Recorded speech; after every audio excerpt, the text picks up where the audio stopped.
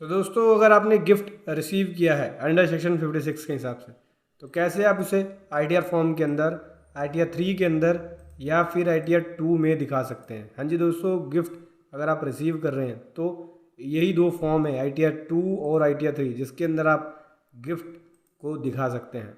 लेकिन कौन कौन से गिफ्ट को दिखा सकते हैं इसको डिटेल में समझेंगे आगे। उससे पहले बताना चाहूँगा, जो भी भाई बंधु मेरे चैनल पे पहली बार है, इस वीडियो को पहली बार देख रहे हैं, जिन्होंने अभी तक सब्सक्राइब नहीं किया तो सब्सक्राइब कर लीजिए, साथ ही साथ बेल आइकन पे भी क्लिक कर लीजिए ताकि इस तरह का कंटेंट आपको मिलता रहे। सो दोस्तों, अगर आपने गिफ्ट रिसीव किया है तो गिफ्ट यहाँ पे टैक्सेबल भी होती है और एग्जम्प्ट भी होती है। दो तरह के केस हैं गिफ्ट के टैक्सेशन के ऊपर। ऑलरेडी मैंने डिटेल में वीडियो बना दी है, तो उस वीडियो को जाके देख सकते हैं कि कब टैक्सेबल होगा और कब एग्जम्प्ट होगा। अभी मैं आपको शॉर्ट में बता देता हूँ। देखो, अगर आपने कोई भी अमाउंट रिसीव किया और 50,000 से एक्सीड हो जाता है, रिलेटिव को छोड़ के, रिलेटिव के अलावा किसी भी पर्सन से आपने अमाउंट रिसीव किया और वो 50,000 से क्रॉस हो गया, तो उस केस में वो टैक्सेबल होगा। देखो, अमाउंट, गिफ्ट का मतलब है अमाउंट या फिर कोई भी गुड्स या आइटम जिसकी वैल्यू 50,000 से ज़्यादा है तो वो टैक्सेबल हो जाएगी।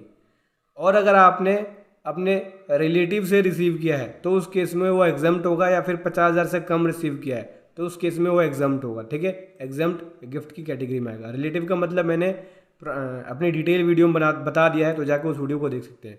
अभी हम समझेंगे आईटीआर फॉर्म के अंदर कैसे सेक्शन 56 के अंदर अगर आपकी इनकम टैक्सेबल हो तो कहाँ दिखाएंगे। ठीक है, उसके बाद मैं बताऊंगा आपको एग्जम्प्ट हो तो कहाँ दिखाएंगे। सबसे पहले टैक्सेबल की बात करते हैं। तो सबसे पहले मैं बात कर रहा हूँ आईटीआर 3 के बारे में। देखो, अगर आपकी इनकम बिजनेस इनकम है, साथ ही साथ आपने गिफ्ट भी रिसीव किया है, तो उसके लिए आप आईटीआर 3 फाइल करो। ठीक है, उसके अंदर आप बिजनेस इनकम के साथ जो भी आपने अदर सोर्स की इनकम है, जैसे कि गिफ्ट रिसीव जो किया है आपने, ये अदर सोर्स की इनकम है, तो आईटीआर 3 के अंदर इस तरह की इनकम को आप दिखा सकते हो। दोस्तों, ये है आईटीआर 3 के अंदर इनकम फ्रॉम अदर सोर्स वाला शेड्यूल।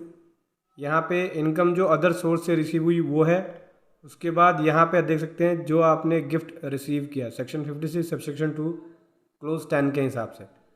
ठीक है, जो कि टैक्सेबल गिफ्ट के अंदर आता है, तो उस गिफ्ट की डिटेल आप यहाँ पे देंगे। क्या अगर टैक्सेबल होती है, टैक्सेबल का मतलब क्या हो गया, आपने अगर 50,000 से ज़्यादा का अमाउंट रिसीव कर लिया है, ठीक है, तो उस केस में वो टैक्सेबल हो जाती है। रिलेटिव के अलावा अगर आपने रिसीव किया है तो उसकी डिटेल तो आप यहाँ पे देंगे। ये तो थी बात दोस्तों आईटीआर 3 के अंदर रिपोर्टिंग करने की। अगर आपकी बिजनेस इनकम होती है तो आईटीआर 3 के अंदर आप रिपोर्ट कर सकते हैं इनकम फ्रॉम अदर सोर्स के अंदर। इसके अलावा बात करते हैं, अगर आपकी सैलरी इनकम है तो आईटीआर 1 के अंदर यहाँ पे ऑप्शन नहीं है टैक्सेबल गिफ्ट का। आपको क्या करना होता है, आईटीआर 2 के अंदर आपको डिटेल देनी होती है। अगर आप सैलरी पर्सन है, सैलरी की डिटेल और अदर सोर्स की इनकम जो आपने गिफ्ट रिसीव किया है उसकी डिटेल आप आईटीआर 2 के अंदर दे सकते हैं। इस तरह के केसेस में आईटीआर 1 ना फाइल करके आईटीआर 2 फाइल करें अगर आप गिफ्ट रिसीव कर रहे हैं और आपकी वो टैक्सेबल होती है, तो मतलब 50,000 से ज़्यादा है और आपने गिफ्ट जो रिसीव किया है वो रिलेटिव के अलावा किसी और पर्सन से रिसीव किया है, तो उस केस में अगर आपकी सैलरी इनकम है तो आईटीआर 2 के अंदर आप यहाँ पे दिखा सकते हैं। मैं आपको दिखाता हूँ फॉर्म। देखो दोस्तों, इनकम फ्रॉम अदर सोर्स का शेड्यूल है।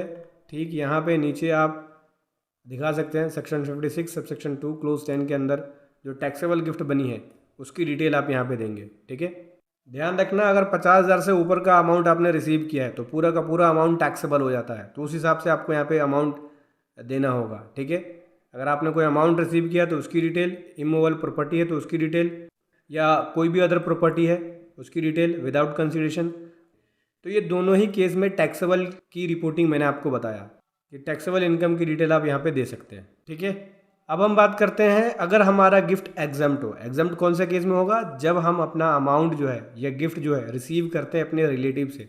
रिलेटिव की डेफिनेशन मैंने बता रखी है पुरानी वीडियो के अंदर। अभी हम बात करेंगे अगर आप रिलेटिव से रिसीव करें तो कहाँ पे हम दिखाएं। अगर मैं रिलेटिव से रिसीव करूँ गिफ्ट तो कहाँ पे दिखाऊँ। देखो, पहली बात तो रिलेटिव से अगर आप रिसीव करते हैं तो उस केस में कोई भी अमाउंट की लिमिट नहीं है। अगर आपने 50 लाख भी रिसीव किया है, 60 लाख भी रिसीव किया है, तो उस केस में आपका पूरा का पूरा अमाउंट एग्जम्प्ट होगा। कोई भी लिमिट नहीं है, इसलिए टैक्सेबल नहीं होगा। ठीक है, आपने किसी रिलेटिव से रिसीव किया है तो उस केस में यहाँ पे आईटीआर फॉर्म के अंदर ना ही आईटीआर 3 में यहाँ पे ऑप्शन है कि आप आईटीआर 3 के अंदर एग्जम्प्ट गिफ्ट की डिटेल को दे सकें, और ना ही आईटीआर 2 के अंदर ऑप्शन है कि एग्जम्प्ट गिफ्ट की डिटेल को दे सकते हैं। अब ऐसे केस में क्या करें, ऐसे केस में बहुत सारे आर्टिकल मैंने पढ़े हैं, उसके अंदर साफ साफ यही बोलते हैं जो प्रैक्टिस में है चार्टर्ड अकाउंटेंट, टैक्स प्रोफेशनल्स, कि इस तरह की गिफ्ट को आप ना ही दिखाओ तो बढ़िया है। क्योंकि इस तरह की रिपोर्टिंग ITR फॉर्म में है ही नहीं, और जब ITR फॉर्म में है नहीं तो आप दिखाओगे कहाँ। अगर आपके पास डिपार्टमेंट से नोटिस भी आता है तो उस नोटिस का आप रिप्लाई दे सकते हो कि ITR फॉर्म के अंदर दिखाने का कहीं ऑप्शन ही नहीं है। अगर एग्जाम्प्ट गिफ्ट होता है तो मैंने उसको नहीं दिखाया। अगर कोई ऑप्शन है तो आप बताओ कहाँ दिखाना है, मैं उसको दिखा दूंगा या मैं उसको दिखा दूंगी, फिर भी उसके ऊपर आपका टैक्स बनेगा ही नहीं। ठीक है, तो इस तरह की रिपोर्टिंग ITR फॉर्म के अंदर है ही नहीं। अगर आप रिलेटिव से गिफ्ट रिसीव कर रहे हैं तो आपको दिखाने की ज़रूरत नहीं है ITR के अंदर, क्योंकि ITR में ऑप्शन ही नहीं है। तो इन बातों का ध्यान रखना है जब भी ITR फाइल करें। वीडियो कैसे लगी ज़रूर बताएं। Thank you so much. जय हिंद, वंदे मातरम।